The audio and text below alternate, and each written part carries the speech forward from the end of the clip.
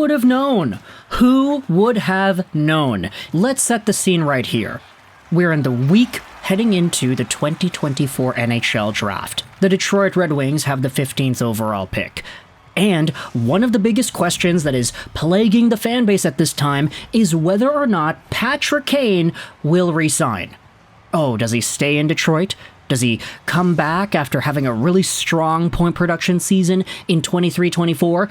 What do the Wings do with their RFAs? They've got to re-sign Seider, they've got to re-sign Raymond. How much money do those guys make? And the question as to whether or not they'd even be able to go out there and get other free agents was looming around there too. Steven Stamkos, Martin Necas, who's going to find themselves in Motown? What if I told you, heading into the 2024 NHL Draft, that by this time next week, the Red Wings would have signed Patrick Kane, and the Red Wings also would have signed Vladimir Tarasenko. The contracts would be pretty good. The dollar amounts, not too bad. And everybody in Detroit would be unanimously celebrating these moves.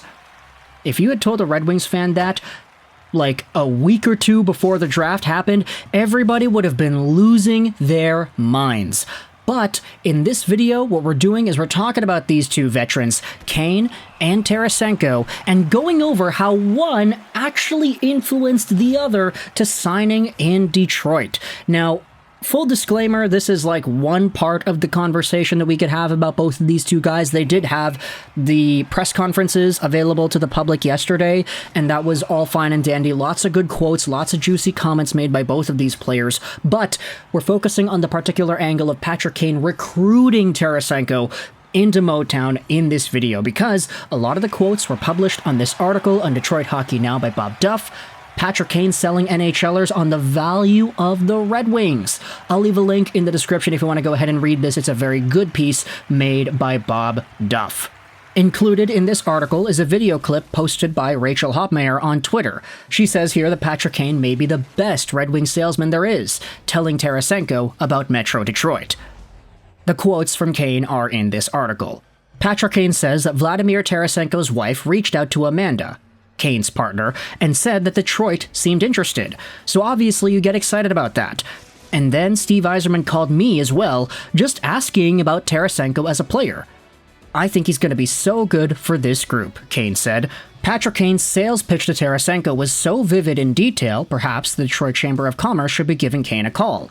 Now, of course, you might be thinking, all right, well, I mean, Chicago was Kane's home for so long. St. Louis was Tarasenko's home for so long. Where's the connection here? What business does Tarasenko have with Patrick Kane to be able to talk about free agent destinations? Well, they were Rangers at the same time. That was the entire link from last season that carried over into some sort of a discussion in this season. And now, when you think about it, Tarasenko and Kane go from New York to separate teams. Patrick Kane finds a new home in Detroit. Tarasenko goes to Ottawa and then finds himself in Florida, winning a gosh darn Stanley Cup. And then they reunite in Motown on yet another Original Six team. Kane says here, we just kind of relayed the message that Detroit was similar to New York in a way, kind of like Greenwich, Connecticut area. I think the suburbs in Detroit are unbelievable. I lived there when I was 14, playing hockey, but when I came back, I didn't realize how nice they were. What a great spot it is to live in, raise a family. You have a lot of options, whether it's playing hockey or the schools at your disposal. And I like how Little Caesars Arena is set up with having a practice rink and the game rink all in one venue. If you're a free agent, or if you're a player and you want to come to the Red Wings, there's a lot of positives. Tarasenko was sold, this article writes. After word came out that he was in agreement of 2 years with the Red Wings, Kane could not have been happier. This article also includes one of the comments from Tarasenko saying that he had signed with Detroit because he thought it was best for his family, and he liked the way the team played last year. He talked to a lot of players that have played here, including Patrick Kane. Oh yes, man. Talk about the way the Wings played off in this season, the way they ended off the year with all of those clutch goals by Lucas Raymond, the tight games and the wins. Everything was hype in Detroit to end off the 23-24 season because they barely missed out on the playoffs. They were literally minutes away, just 1 point away from making the 2024 Stanley Cup Playoffs. And now, with a team that's got Patrick Kane with a lot more time to train, a lot more time to build up chemistry with these guys, and debatably with more bite in his step too, Patty Kane could maybe even be better than he was in this previous season, which is nuts because he was already a point-per-game guy. But now, Patrick Kane has that opportunity. He's got that dog, and he's got his own dog, his buddy from New York, coming over to play with the Wings as well. Vladimir Tarasenko, impressed by the way the Wings were able to fight for their lives in their attempt at making the playoffs this year. That in itself is going to entice players to come over, and because Tarasenko signed a 2-year deal, I mean, he's now here for a while, there is going to be some stability there. Obviously, he is a proven winner, Kane said, but I think just the way he plays, how hard he plays, I think a lot of players in general, not just young guys, but the whole team, will see how hard the Tarasenko works and how much he gives it his all every shift. And that's why he has a couple of Stanley Cups to his name too. So I think just adding that kind of a winning credit and presence is going to be huge for this team. Man, who would have thought about this like a year ago? Patty Kane helping recruit top free agents like Vladimir Tarasenko, Stanley Cup champions, multi-time Stanley Cup champions onto the Red Wings? Night and day difference from last year, man. Night and day difference. Now, of course, we got to think about the forward core as well, just kind of try to put the pieces into place here. If you go over on the Daily Faceoff, they have DeBrincat, Larkin, and Raymond as a first line, Comfort, Tarasenko, and Kane as a second line. We had talked about this in the prior video, but if JT Comfort is tasked with strictly defensive responsibilities on that second line there, if you just let Kane and Tarasenko cook together, then you may be looking at a pretty good formula. Not to say that Kane and Tarasenko are absolutely terrible defensively, but Comfort has kind of been built for this role his entire career. So if you just told him, hey, we don't care how many points you get, JT, just let Kane and Tarasenko do their thing, maybe you'll get a secondary assist once in a while, as long as they're able to comfortably navigate the offensive zone, then you'll be fine.